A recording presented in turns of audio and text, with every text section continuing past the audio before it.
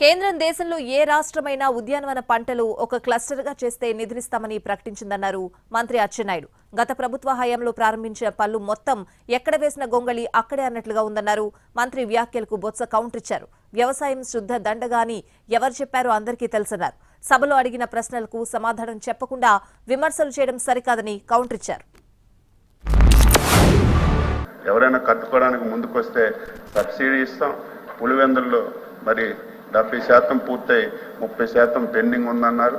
Immediate గా మా priority అదే అధ్యక్ష.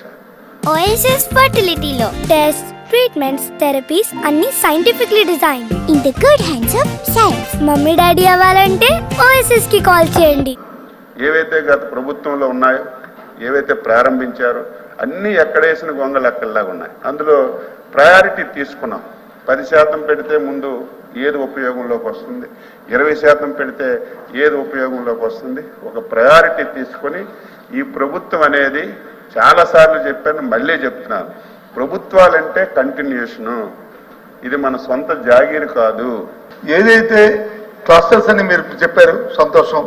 ఆ క్లస్టర్స్ కి కేంద్ర ప్రభుత్వం ఒక ఉంటే చెప్పండి, తర్వాత చెప్పండి, పర్వాలేదు, మాకేమీ అభ్యంతరం లే. కానీ విమర్శలు పోదామంటే విమర్శలు డిస్కస్ చేసుకుందాం, ఆ చర్చల్లో డిస్కస్ చేసుకుందాం. అడిగిన దానికి సమాధానం అనేది ఏమైనా తెలుసుంటే చెప్పండి, అంటే ఇన్ఫర్మేషన్ లేకపోతే తర్వాత చెప్పండి, పర్వాలేదు. అంతేగాని మీరు ఉన్నప్పుడు చేస్తాం, మేము ఉన్నప్పుడు ఏం చేస్తాం, మీరు ఎవరికంతా చెప్పుకోవడానికి సమయం ఉంది.